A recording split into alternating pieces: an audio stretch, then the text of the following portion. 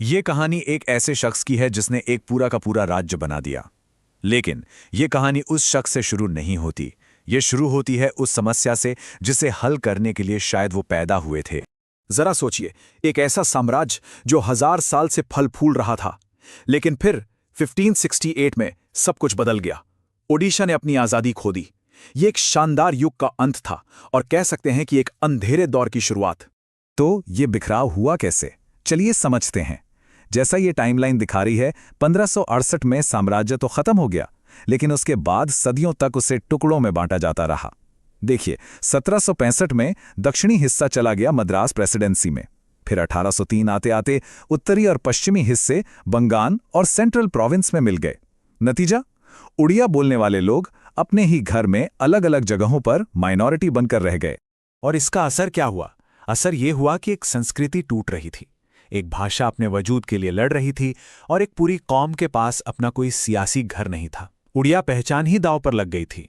और ऐसे ही माहौल में एक हीरो की जरूरत पड़ती है। और वो हीरो थे मधुसूदन दास, जिन्हें लोग प्यार से मधु बाबू भी कहते थे।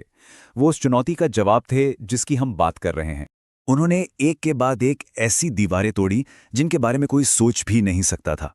1870 में वो बीए की डिग्री हासिल करने वाले पहले उड़िया बने। उस जमाने में ये एक बहुत बहुत बड़ी बात थी। पर वो यही नहीं रुके। वो एमए और फिर बैचलर ऑफ लॉज यानी बीएल की डिग्री लेने वाले भी पहले उड़िया बने। उन्होंने अपने लोगों के लिए तालीम के नए रास्ते खोल दिए थे। और ये तालीम की ताकत बहुत जल्द सियासी ताकत में बदल गई। वो लेजिस्लेटिव काउंसिल और सेंट्रल लेजिस्लेटिव असेंबली दोनों के मेंबर बनने वाले पहले उड़िया थे। अब उनके पास एक मंच था अपनी आवाज उठाने का। और फिर 1921 में उन्होंने एक और इतिहास रचा। वो बिहार और उड़ीसा प्रांत में पहले भारतीय मंत्री बने। ये एक बहुत बड़ी जिम्मेदारी थी और एक ऐसा मौका जिसने उन्हें अपनी सोच को हकीकत में बदलने की ताकत दी। तो अब जब वो इस मुकाम पर पहुंच गए तो उनका मास्टर प्लान क्या था? उन्होंने बिखरे हुए उड़िया लोगों को एक करने और एक नया राज्य बनाने के लिए आखिर किया क्या? चलिए इसे समझते हैं।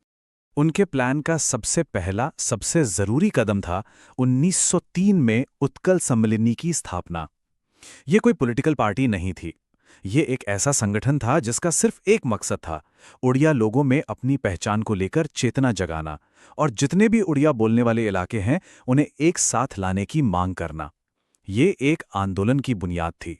तो एक तरफ तो ये कल्चरल आंदोलन चल रहा था और दूसरी तरफ मधु बाबू लड़ रहे थे विधायिका के अंदर।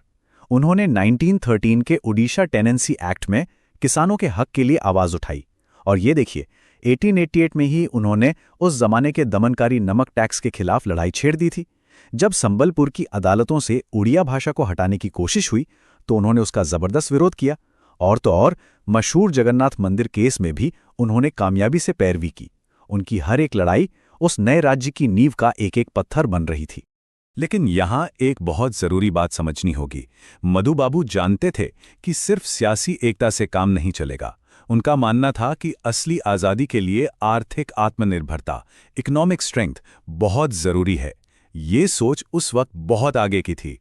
और ये सिर्फ एक ख्याल नहीं था, उन्होंने इसे करके दिखाया। 1897 में उन्होंने शुरू किया उड़ीसा आर्टवेयर्स, जिसने पारंपरिक तारकशी यानी फिलिग्री वर्क को एक नई जिंदगी दी। और फिर 1905 में उन्होंने खोली उत्कल टैनरी, एक मॉडर्न लेदर फैक्ट्री। इसने न सिर्फ सैकड़ों लोगों को रोजगार दिया बल्कि दुनिया भर में इसका नाम हुआ। उनके काम का कद कितना बड़ा था वो इस बात से पता चलता है। 1925 में जब महात्मा गांधी ने उत्कल टैनरी का दौरा किया तो वो देखकर हैरान रह गए। उन्होंने कहा कि वो अछूतों के पुनर्वास के लिए किए गए इस विशाल कोशिश से बहुत प्रभावित हुए। ये सिर्फ एक फैक्ट्री नहीं थी, ये एक सामाजिक क्रांति का जरिया भी थी। लेकिन एक पूरे राज्य को बनाने का सपना देखना और उसे सच करना, इसकी एक बहुत बड़ी कीमत चुकानी पड़ती है। चलिए अब कहानी के उस मोड़ पर चलते हैं जहां जीत और बलिदान एक साथ खड़े नजर आते हैं। अब ये आंदोलन अपने आखिरी दौर में था। 1917 में उन्होंने एकीकरण के लिए एक मेमोरेंडम पेश किया। 1930 में एटली सब कमेटी ने भी उड़ीसा बनाने की सिफारिश कर दी। 1933 में तो फाइनल ऐलान भी हो गया। लेकिन कहानी में एक बहुत दुखद मोड़ यहीं आता है। 1934 में मधुसूदन दास का निधन हो गया।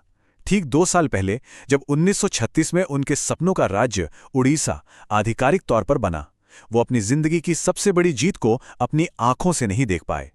ये स्लाइड उनकी पूरी कहानी का सार है। एक तरफ देखिए सार्वजनिक सफलता, उन्हें आधुनिक ओडिशा का शिल्पकार और उत्कल गौरव का खिताब मिला, उनका जिंदगी भर का सपना पूरा हुआ। लेकिन दूसरी तरफ व्यक्तिगत कीमत देखिए, इस काम के लिए उन्होंने अपनी सारी दौलत लगा दी। उनकी बनाई उत्कल टैनरी बाद में फेल हो गई। 1927 में उन्हें दिवालिया घोषित कर दिया गया और वो अपने राज्य को बनते देखने के लिए जिंदा नहीं रहे। ये एक ऐसा बलिदान था जिसकी कोई कीमत नहीं हो सकती। तो सवाल ये उठता है कि क्या मधु बाबू का काम उनकी मौत के साथ खत्म हो गया, या उनकी विरासत सिर्फ एक सियासी सरहद खींचने से कहीं ज्यादा गहरी थी? ये एक बहुत अहम सवाल है। राज्य तो बन गया, पर क्या उनका असल मिशन पूरा हो गया था? देखिए, मधु बाबू का आखिरी मकसद सिर्फ एक जमीन का टुकड़ा बनाना नहीं था। उनका सपना था उड़िया भाषा का विकास करना, उससे उसका सही मुकाम दिलाना। हाँ, 1954 में ओडिशा ऑफिशियल लैंग्वेज एक्ट पास तो हुआ, लेकिन जमीनी हकीकत आज भी कुछ और है। बड़े प्रशासनिक और अदालती कामों में आज भी अंग्रेजी का ही दबदबा है। तो कह सकते हैं कि उनका भाषा वाला सपना अब भी अधूरा है। और ये हमें इस आखिरी सवाल पर लाकर खड़ा करता है, किसी भी संस्थापक की विरासत को असल में जिंदा कैसे रखा जाता है?